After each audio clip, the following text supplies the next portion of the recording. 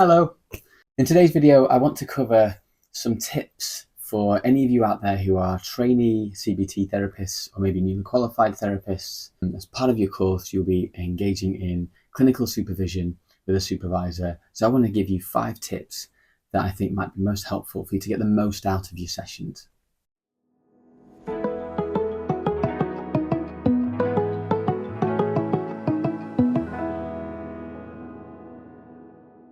So supervision is a requirement of your course and of being a CBT therapist, but it's also such a useful resource to have to support you through your development, like I said, as a trainee, but also as a qualified therapist. It's such an important part of our growth. So my first tip, which I think is pivotal for a good supervision, is to prepare for your supervision session. It's important that you reflect on your cases and think about the cases that you want to bring to supervision. Have a look at creating a brief summary of your case. So initials, some brief history, maybe the presenting problem, what interventions you've been using, what maybe your intentions or your plans are, and obviously particularly what questions are you wanting to bring to the supervision. You know, it's really important that you have a clear idea for what you're asking and what you want to get out of that discussion. Rather than it being sort of very vague or giving lots of extra details that's not required. It will just eat into your time that you have with your supervisor. Number 2 is the essential part of making notes during your supervision. Supervisors and supervisees work differently in lots of different cases. So some people, the supervisor will write the notes. For some people, the supervisee will write the notes, or you might take it in turns, or you might both write your own separate notes. Whatever format you have with your supervisor, obviously logging your notes is essential for part of maybe accreditation and your course. Some useful sort of tips I found helpful is that when I've done a supervision session, is if there's any useful reflections that I want to use with a case, is to maybe write them down on a post-it note and then use that post-it note to stick onto my paper notes for that client. Or if you're doing it electronically, just highlighting that information that you want to use, advice or that support for that client, maybe putting it in a different color and putting it within your session notes, just so it's handy and it's clear, so you have it to think about when you're preparing for your session with your client, rather than it being just within your supervision document, hidden away in your folders. So just really trying to make best use of your session and the notes that you're making as well. Tip number 3 is to not be afraid of making mistakes. It's really important that you're open and honest with your supervisor.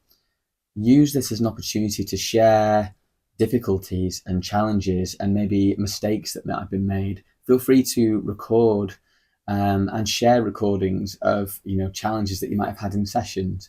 Sometimes people feel like I need to only show the good stuff. I need to only show the good sessions, the sessions that have gone well. And obviously there's a part of that where we're wanting to pass our course and we need to give obviously recordings to a certain standard. That's an important part of our course. But also it's also a really useful opportunity to discuss and explore challenges within our therapy and areas of development. And sometimes sharing a recording or discussing a case where we might have done that is really helpful for you to develop your skills. But sometimes we can feel a bit self-conscious about doing that, worrying about judgment or fears that our supervisor might think badly of us or think that we're not very good, or reinforce any inner fears that we have that we might not be very good as a therapist. So really try your best to be flexible with that, be kind to yourself, and see this as a learning process. It's a skill. Therapists aren't born, we're made. It's a lot of theory, a lot of competencies involved in being a good therapist.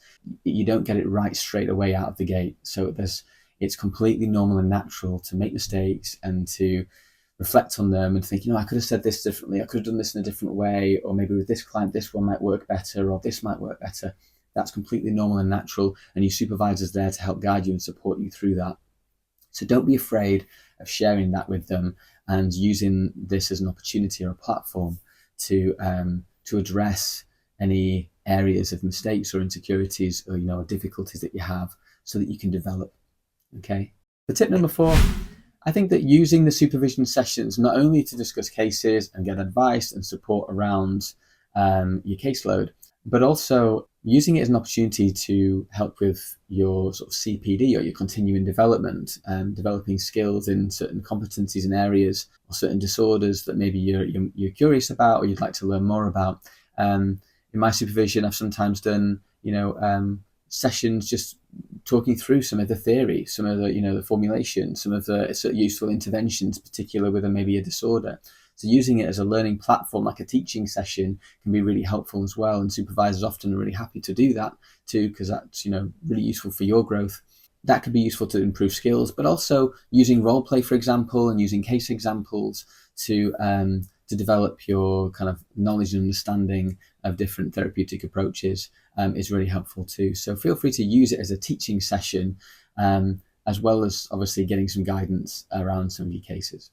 And for tip number 5, I think it's really important that you have some goals within the session that what you're wanting to get out of the session, which goes back to my tip number 1, which is to prepare for your session, but also some longer term goals, goals around the therapist that you want to become, maybe the areas that you want to develop, certain competencies that you want to develop, or maybe gaining some experience in a certain avenue that you want to work in. So it could be that you have a special interest maybe in veterans, mental health, or long-term chronic health problems, or eating disorders, working with children and young people.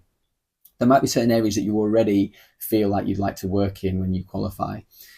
So that could also influence you with who you pick as a supervisor, thinking about the supervisor experience. Have they worked in those fields? What kind of background do they have? What experience do they have? But I guess, thinking about your longer term goals and sort of thinking about the therapist you want to become. So this is just a short, sweet video just to explain just my 5 tips on being able to get the most out of your supervision. For any of you out there who are trainee therapists or newly qualified therapists, I hope that's been helpful, and best of luck with your training. Take care. Have a good day.